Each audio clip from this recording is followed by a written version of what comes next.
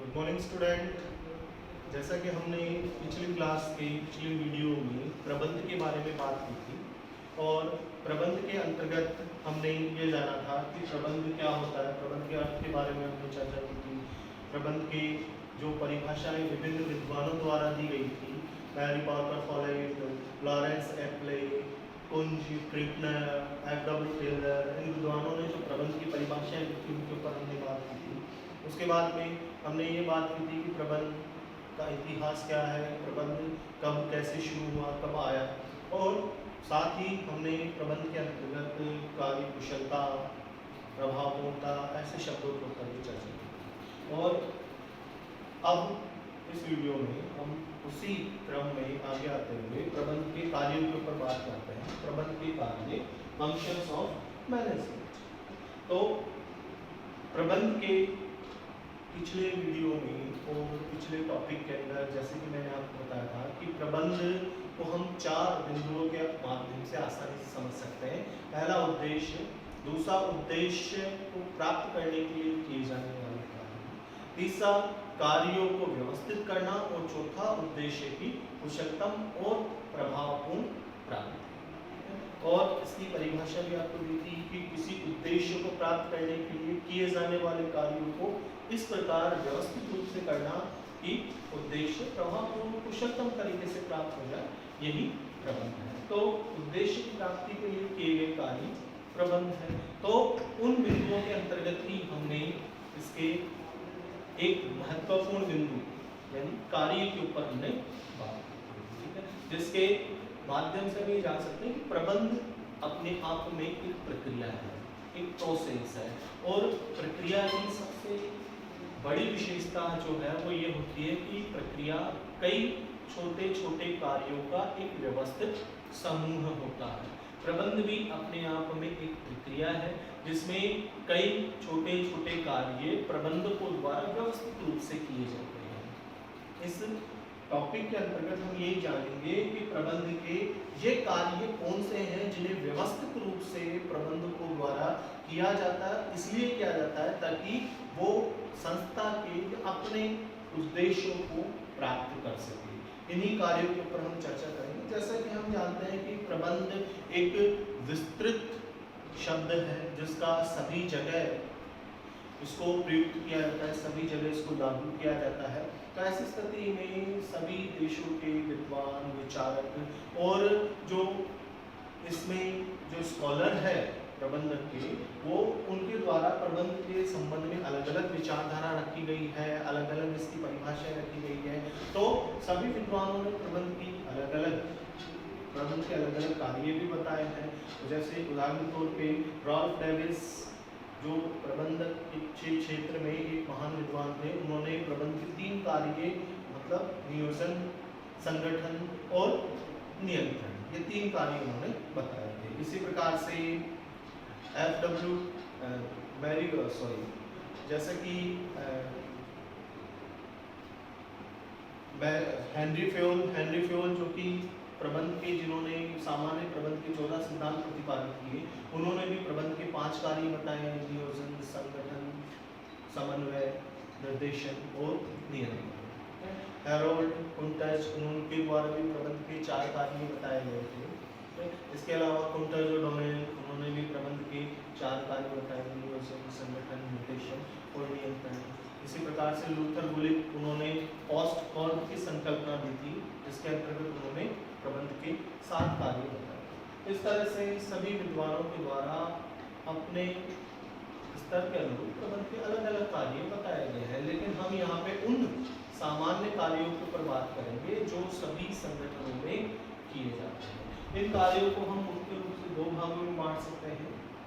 एक मुख्य कार्य, मेन फंक्शंस, दूसरे हैं सहायक कार्य, सब्सिडियरी फंक्शंस। मुख्य कार्य का मतलब है कि संस्था के उद्देश्यों को प्राप्त करने के लिए सभी प्रबंधकीय संगठनों में जो कार्य समान रूप से किए जाते हैं वो सभी मुख्य कार्य कहे जाते हैं। ये मुख्य कार्य 5 प्रकार के हैं: नियोजन, ऑर्गेनाइजेशन, समन्वय, कोऑर्डिनेशन, निर्देशन, डायरेक्शन और नियंत्रण, कंट्रोल। इसी के साथ सहायक कार्यों का मतलब ये है कि मुख्य कार्यों को सही और कुशलतम तरीके से करने के लिए जो अन्य सहायक गतिविधियां की जाती हैं वो सहायक कार्य कहे जाते हैं। और प्रबंध के सहायक कार्य सामान्य रूप से 5 भागों में बांटे गए हैं।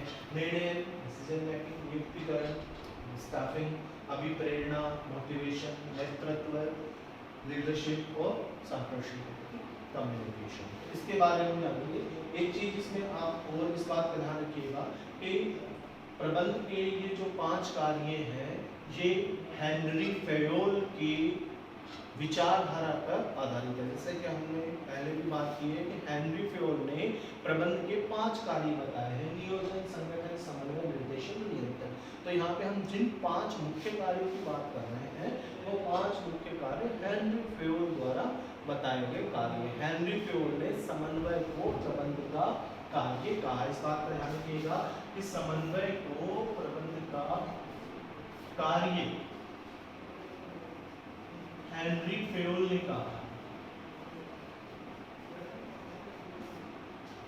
और समन्वय को प्रबंध का सार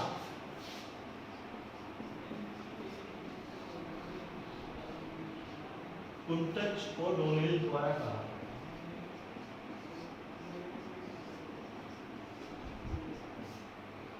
इस बात का ध्यान रखिएगा, इस प्रकार का जो प्रश्न है वो हमेशा रिपीट होता रहता है। समन्वय को प्रबंध का कार्य हेनरी फेयोल द्वारा कहा गया है और समन्वय को प्रबंध का सार कुंटच और डोनेल द्वारा कहा गया है। तो यहाँ पे जो प्रबंध के कार्य है वो हेनरी फेयोल की विचारधारा पर आधारित है। अब हम इन कार्यों के ऊपर या कार्यों के बारे में चर्चा करते हैं। सबसे पहले मुख्य कार्यों के ऊपर बात करते हैं। जैसा कि आपको पता है मुख्य कार्य मतलब संस्था के उद्देश्यों को प्राप्त करने के लिए किए जाने वाले प्रमुख कार्य। तो ये कार्य मुख्य रूप से 5 भागों में बांटे गए हैं। इन कार्यों को एक प्रक्रिया के रूप में व्यवस्थित रूप से एक के बाद एक क्रमबद्ध तरीके से किया जाता है। सबसे पहले बात करते हैं हम मुख्य कार्य, पहला आधारभूत कार्य नियोजन। नियोजन इसे प्लानिंग कहा जाता है। नियोजन शब्द 2 शब्दों से मिलकर बना है।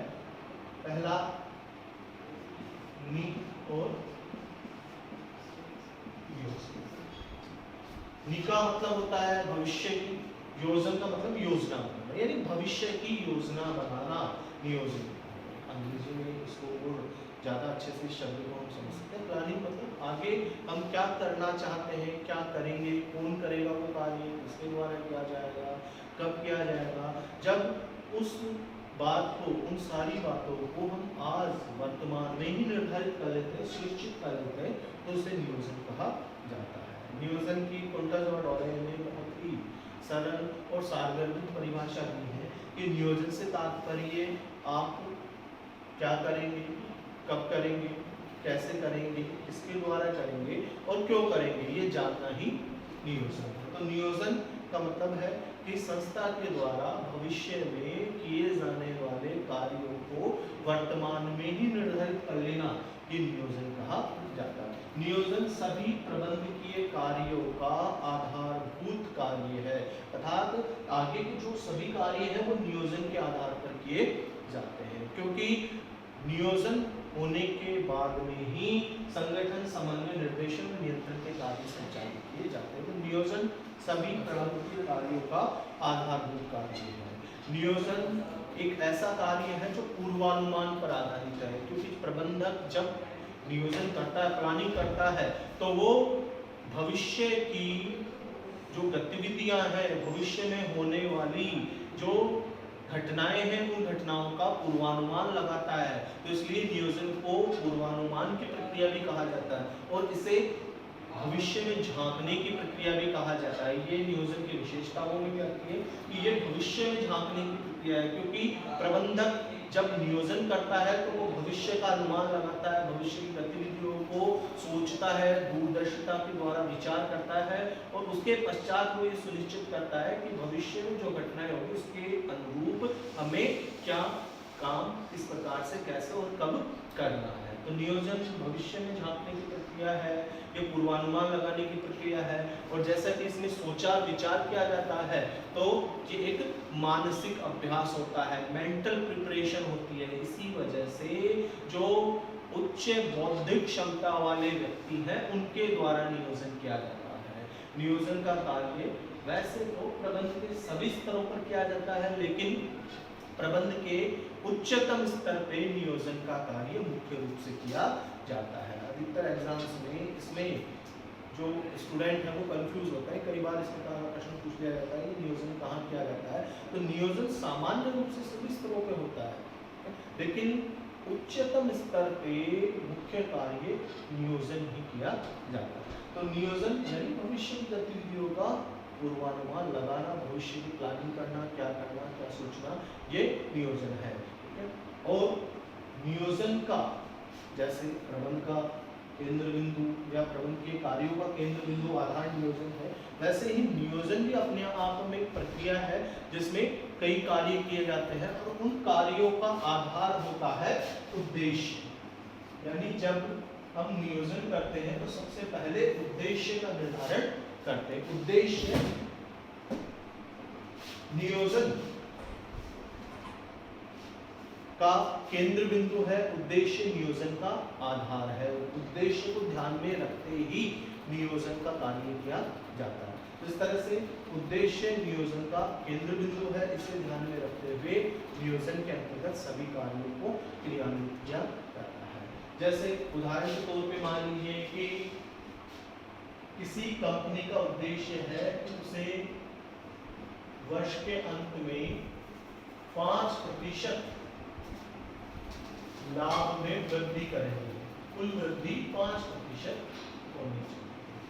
तो ये कंपनी का उद्देश्य है। इस उद्देश्य को प्राप्त करने के लिए कंपनी प्लानिंग करेगी, उस प्लानिंग के अंतर्गत वो देखेगी कि 5% इंक्रीजमेंट किस प्रकार से हो। इसके लिए हम प्रोडक्शन कितना बढ़ाएं, कर्मचारियों की संख्या कितनी बढ़ाई जाए, उत्पाद की जो गुणवत्ता है उसमें कितना सुधार किया जाए, इसके अलावा कितने बड़े स्तर के ऊपर विज्ञापन प्रचार प्रसार के कार्यक्रम किए जाए ताकि हमारे ग्राहक ज़्यादा से ज़्यादा जुड़ सके, ग्राहक कितने बनने चाहिए, इसके लिए मार्केट कितना कवर होना चाहिए, तो इन सब की वो प्लानिंग करें। ठीक है, तो सबसे पहला काम नियोजन केंद्र बिंदु उसका उद्देश्य। अब बात करते हैं हम अगले कार्य के ऊपर।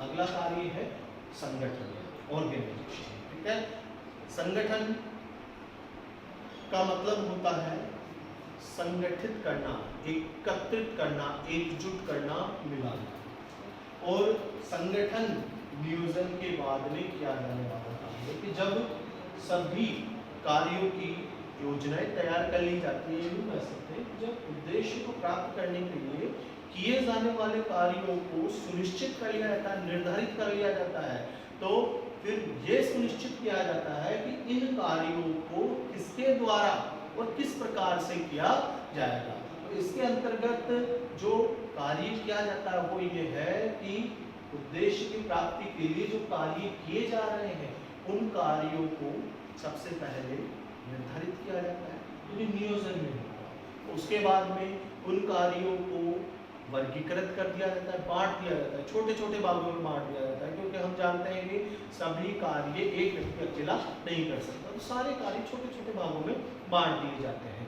उसके बाद में उन कार्यों को वर्गीकृत कर दिया जाता है, विभागों में उनको बांट दिया जाता है। जैसे उत्पादन के संबंधित कार्य उत्पादन विभाग को बांट दिए हमने, विक्रय से संबंधित कार्य, विज्ञापन प्रचार प्रसार से संबंधित कार्य मार्केटिंग डिपार्टमेंट को हमने निर्धारित करके उसको बांट दिए। कर्मचारियों की नियुक्ति, भर्ती, चयन, उनको वेतन, उनके कल्याण, इनसे संबंधित कार्य हमने मानव संसाधन विभाग, ह्यूमन रिसोर्स डिपार्टमेंट को डिवाइड कर दिया। इस तरह से दूसरे स्टेज के ऊपर इसका वर्गीकरण कर दिया जाता है। तीसरे स्टेज के ऊपर वर्गीकरण करके विभाग बना दिए जाते हैं और उन विभागों के विभिन्न पदों का निर्माण कर दिया जाता है। जैसे विभागीय प्रबंधक, उस विभागीय प्रबंधक के अधीन कितने कर्मचारी अधिकारी कार्य करेंगे वो उनके पद सृजित कर दिए जाते हैं और अंतिम चरण में उन पदों के अधिकार दायित्व निर्धारित करके उनके औपचारिक या अनुबंधात्मक संबंध कह सकते हैं, औपचारिक संबंध कह सकते हैं, आदेश निर्देश के संबंध उनके बीच कि किस अधिकारी के अधीन कितने कर्मचारी कार्य करेंगे, कोई अधिकारी किससे रिपोर्ट लेगा, कौन अधीनस्थ किसको रिपोर्ट देगा, किसके आदेश की पालना करेगा, तो उनके आपसी औपचारिक संबंध सुनिश्चित कर दिए जाते हैं। तो इस तरह से हम देखते हैं कि संगठन में 4 कार्य मुख्य रूप से किए जाते हैं। पहला कार्य संगठन में किया जाता है कि कार्यों का वर्गीकरण किया जाता है। दूसरा, कार्यों को विभागीकरण कर दिया जाता है। तीसरा, कार्यों का विभागीकरण करके यानी विभाग बना करके उनमें विभिन्न पदों का सृजन कर दिया जाता है। और चौथा, पदों का सृजन करके उसमें उनके अधिकार दायित्व सुनिश्चित करके औपचारिक संबंध स्थापित कर दिए जाते हैं। तो इस तरह से हम ये देखते हैं कि संगठन से तात्पर्य है कि संस्था के उद्देश्यों को प्राप्त करने के लिए किए जाने वाले कार्यों को वर्गीकृत और विभागीकृत करके उनके अधिकार संबंधों को सृजित करना और उनमें औपचारिक संबंध स्थापित करने की प्रक्रिया ही संगठन कही जाती है। संगठन एक उपकरण है जो कि संस्था के उद्देश्यों की प्राप्ति के लिए किया जाता है। अगले कार्य के ऊपर हम बात करते हैं। अगला कार्य है समन्वय, कोऑर्डिनेशन।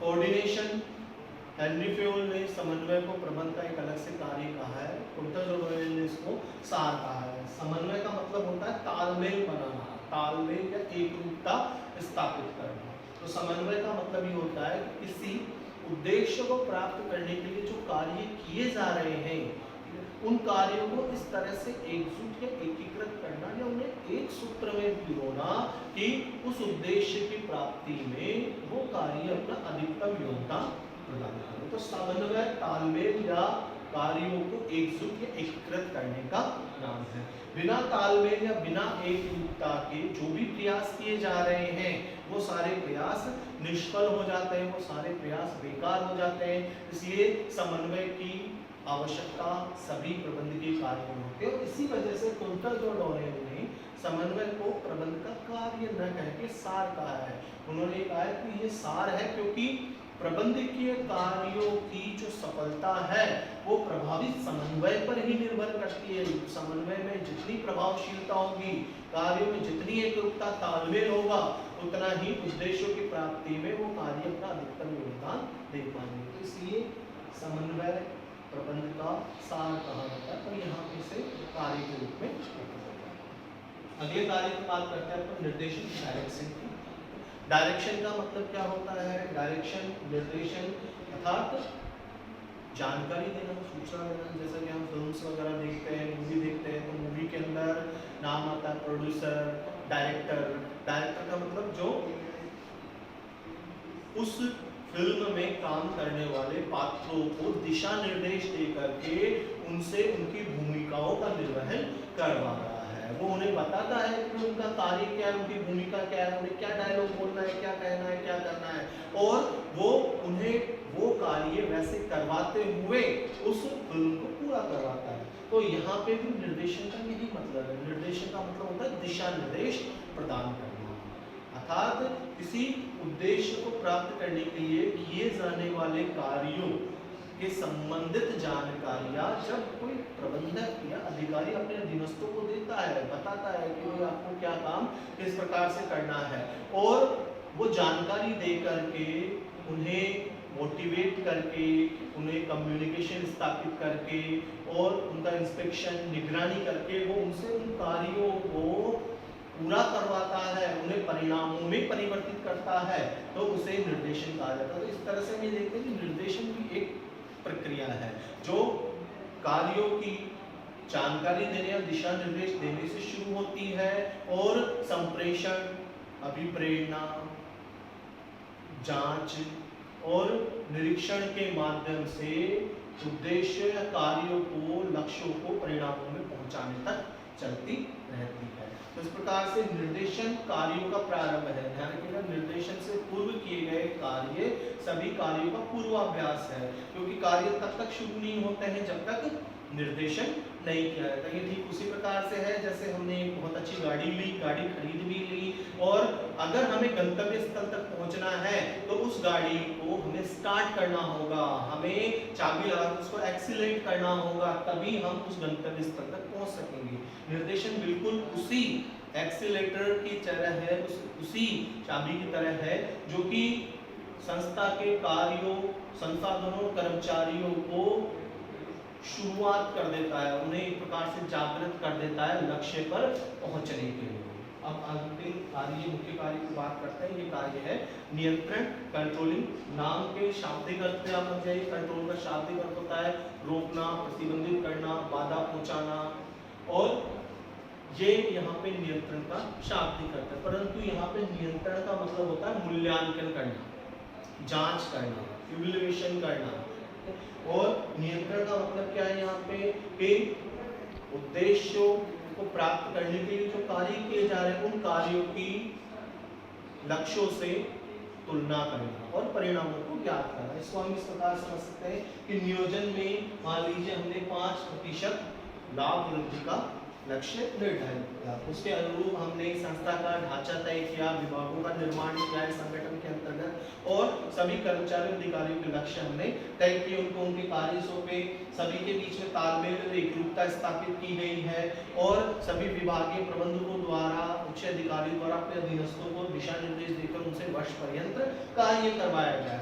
अंत में जो कार्य हुआ बैलेंस शीट के माध्यम से हमें ये ज्ञात हुआ है कि हमारा लाभ प्रतिशत कितना है। तो अब यहाँ पे मान लीजिए कि हमारा लाभ प्रतिशत जो है, बढ़ा हुआ लाभ वो 4% है। तो यहाँ पे नियंत्रण का मतलब क्या है कि नियोजन में हमने लक्ष्य रखा था 5% लाभ में वृद्धि होने का, परिणाम हमारा कितना हुआ 4% लाभ में वृद्धि। तो नियंत्रण का मतलब क्या है कि हमने यहाँ पे जो पूर्व निर्धारित उद्देश्य है उनसे हमारे परिणामों की तुलना की, कंपेयर किया, और ये देखा कि परिणाम लक्ष्यों के अनुरूप है या नहीं, कितना निकट है, और अगर कोई कमी है जिसकी वजह से हमारा लक्ष्य हमें पूरा प्राप्त नहीं हो पाया तो उस कमी का पता लगाएं, उसे सुधारें, ताकि आगे जब हम प्लानिंग करें तब वो कभी फिर से दोबारा ना आए। तो इस प्रकार से नियोजन एक प्रकार से आगे देखने की प्रक्रिया है, भविष्य का अनुमान लगाने की प्रक्रिया है, ये उद्देश्यों को निर्धारित करने की प्रक्रिया है। वही नियंत्रण पीछे देखने की प्रक्रिया है, जिसमें यह सुनिश्चित किया जाता है कि हमने वर्ष भर पहले क्या किया, उसका क्या परिणाम रहा है, वो परिणाम अच्छा रहा है या बुरा रहा है, कमी है तो कितनी है, और उस कमी को हम कितना इम्प्रूव कर सकते हैं। तो इस प्रकार से नियंत्रण मूल्यांकन की प्रक्रिया है, ये बिल्कुल ऐसी है जैसे नियोजन किसी शिशु के जन्म की प्रक्रिया है, कुछ नया होने, कुछ अलग होने या जन्म का प्रोसेस, और नियंत्रण किसी डेड बॉडी के पोस्टमार्टम की प्रक्रिया है। तो इस तरह से ये दोनों एक दूसरे से जुड़े हुए हैं। कई बार ये भी कहा जाता है कि नियोजन और नियंत्रण में आप संबंध स्थापित कीजिए, तो दोनों एक दूसरे के ऊपर निर्भर है, क्योंकि जब तक हम प्लानिंग नहीं करेंगे और उसमें उद्देश्य तय नहीं करेंगे तब तक हम नियंत्रण नहीं कर सकते, क्योंकि कंपैरिजन तो हम उद्देश्य जो कि नियोजन में तय किए गए, लक्ष्य जो तय किए गए उद्देश्य नियोजन की प्रक्रिया में, उसी से कंपेयर करके ही तो हम पता करते हैं, मूल्यांकन करते हैं। तो अगर नियोजन नहीं होगा तो नियंत्रण हो ही नहीं सकता, और नियंत्रण भी नियोजन के लिए सहायक होता है, क्योंकि नियंत्रण की प्रक्रिया में हमने जो कमियां पता की है, उनमें सुधार किया है, उन सुधार के आधार के ऊपर ही, पूर्व परिणामों के आधार के ऊपर ही हम अपनी भविष्य की योजनाओं को तय करते हैं। तो इस प्रकार से दोनों एक दूसरे से संबंधित होते हैं।